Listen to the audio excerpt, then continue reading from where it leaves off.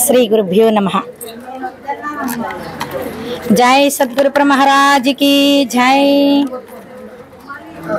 శివరామ దీక్షితుల వారికి జై.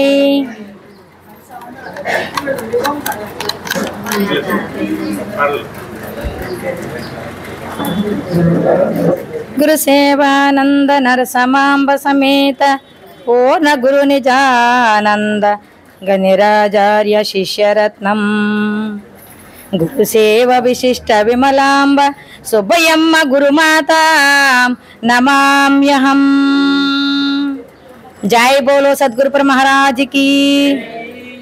అధ్యక్షుల వారికి, ఉపాధ్యక్షుల వారికి, మరి అధ్యక్ష స్థానంలో ఉన్నటువంటి పెద్దలందరికీ కూడా నా ద్వాదశి నమస్కారములు తెలియజేసుకుంటూ, మరి వేదికను అలంకరించినటువంటి చిన్నలకు పెద్దలకి అందరికీ కూడా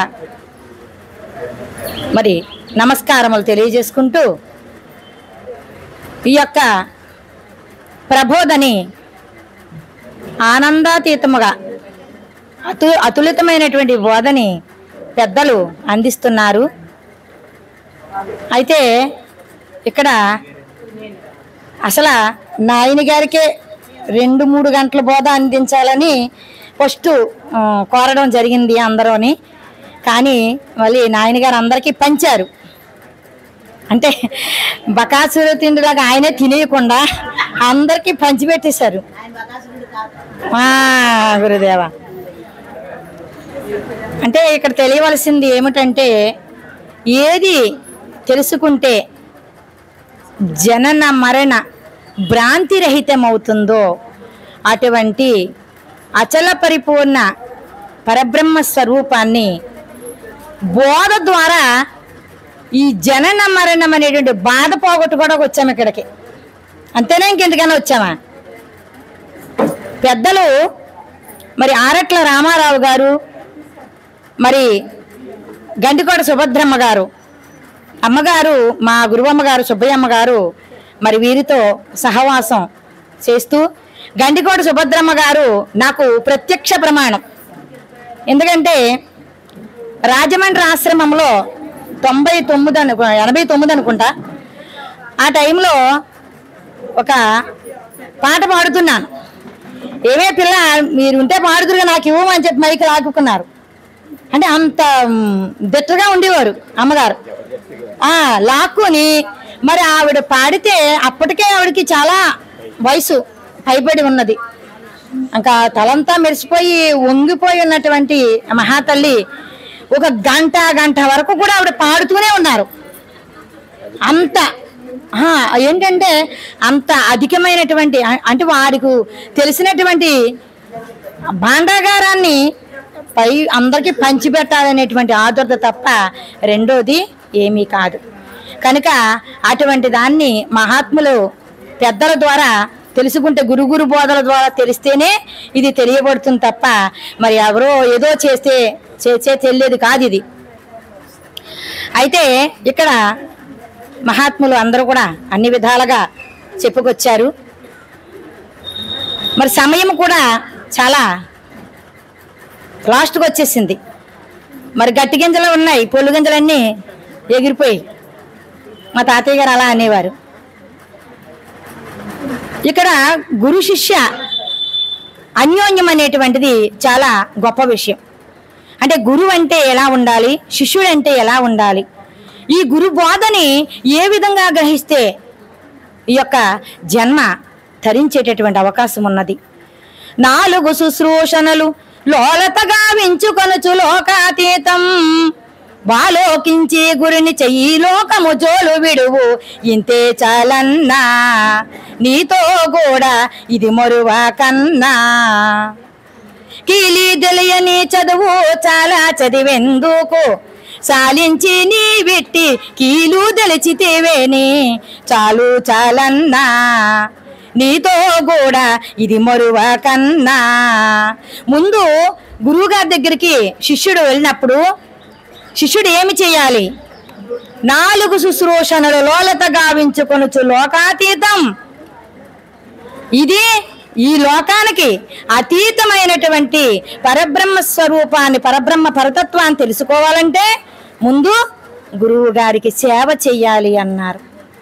మరి అంతటి సేవ చేసినప్పుడు ఆలోచించి గురినిచే ఈ లోకము జోలు విడువు, ఈ లోకము జోలు విడువు, ఇంతే చాలన్నా, నీతో కూడా ఇది మరువ కన్నా ఇంకెంతకు మించింది లేదురా, నేనింత గొప్పవాడును అనుకుంటే ఇంకెంతకు మించినటువంటి దుర్బలత్వం ఇంకొకటి లేదు. అది ముందే చెప్పారు నాయన గారు. నేను గురువుని కాను, నేను పెద్దవాడిని కాను, నేను ప్రతిరోజు కూడా ప్రతి క్షణము సాధకుడనే అయి ఉన్నాను. అంటే ఎంత గ్రహిస్తే అటువంటి తత్వం అలవడుతుందో చూడండి. అంటే శిష్యుడు ఎలాగుండాలి?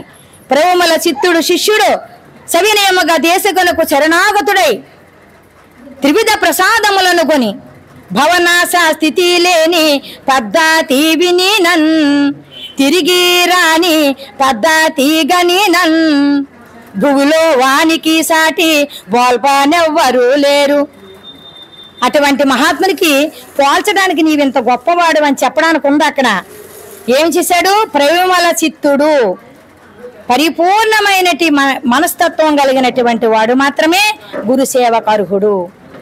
శిష్యుడు సవినయముగా దేశకునకు, ఎలాగా? వినయము, విధేయత, వివేకము, వైరాగ్యము కలిగినటువంటి వాడే సేవకర్హుడు అవుతాడు. కానీ నేనంత గొప్పవాడినంటే అక్కడ అర్హత లేదు. శరణాగతుడై త్రివిధ ప్రసాదములను కొని ఏం చెప్పారు గురువుగారు చెవిలోని? ఈ ఒత్త బట్ట బయలు ఏమి లేదను చెవిలో చెప్పాను, హత్తుకుని ఉన్న ఎరుక లేనిదని చిత్తముకు నాటుకొనెను. చెప్పినప్పుడు ఉందా? ఇంకా లేదు కదా. ఇవన్నీ తెలిసినప్పటికీ ఇక లేదు. అటువంటి త్రివిధ ప్రసాదములు 3 వాక్యాల్ని గురువు గారు ప్రతిష్టంగా చెప్పారు. ఏమీ లేదు, మూలం లేని దానికి ఇంకా ఇవన్నీ ఎందుకురా పెట్టుకుంటున్నావు? లేదు కదా. దేనికి మూలం ఉంది? మూలం ఉన్నదా దీనికి? లేదు కదా. మరి లేని దానికే ఇన్ని రకాలుగా పెట్టుకొస్తున్నావు. అందుకని ఇదంతా వట్టిది, దీని సంగతి తెలుసుకో. త్రివిధ ప్రసాదములను కొని భవనాశ స్థితి లేని పద్ధతి వినినను. చావు పుట్టుక అనేటువంటి ఈ రెండింటినీ కూడా రహితం చేశారు గురువు గారు. ఎప్పుడు చేశారు? సవినయముగా గురుదేవుని యొక్క పాదాల చెంత శరణాగతుడైనటువంటి శిష్యుని కరుణామృత దృష్టి చేత కని చెప్పారు, ఇచ్చారు తప్ప మరి సామాన్యంగా చెప్పలేదు. వెళ్ళిపోయే వాళ్ళు కేకే చెప్పారా? లేదు కదమ్మా. అంత గొప్పదైనటువంటిది ఏ బోధ? గురుడు గురు బోధ శిష్యుని కెరిగించటి వేళ శిష్యుడు ఎరిగిటి వేళ ఇరువురు వైశ్వానర కర్పూరమవలి వెలిగి ఆవల పొడచూపరోయి, అట్లనే నీవిక్కడ తెలియమోయి అన్నాడు.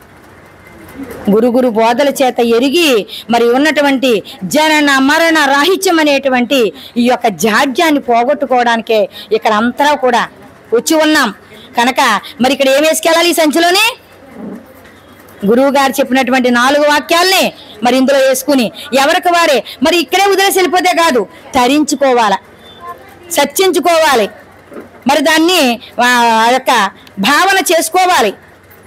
అప్పుడు కదా తెలియబడుతుంది. లేకపోతే ఎంత శ్రమ పడిందంతా కూడా వృధా అయిపోతుంది. అయితే ఇక్కడ ఎంతమంది ఉన్నప్పటికీ, ఇన్ని చేసినప్పటికీ కూడా మరి భూలక్ష్మి అమ్మగారు మన మధ్యలో లేకపోవటం చాలా లోటుగా ఉంది. ఎంతలా జరుగుతున్నప్పటికీ కూడా అమ్మగారు మరి హాస్పిటల్లో ఉండటం వలన మనకి ఇక్కడ లేకపోయినప్పటికీ కూడా అక్కడుండి కూడా వారి యొక్క గురుశక్తి సతి అన్ని నడిపిస్తున్నారు. కానీ ఇక్కడ మాత్రం మనకు లోటుగానే ఉన్నది. అటువంటి వారికి కూడా మరి ఆయుర ఆరోగ్య ప్రాప్తి గురుమూర్తి ద్వారా కలగాలని చెప్పేసి కోరుకుంటూ మరి అందరికీ కూడా ద్వాదశి నమస్కారం తెలియజేసుకుంటూ, సమయం తక్కువగా ఉన్నది కదా అని జై సద్గురు మహారాజ్కి.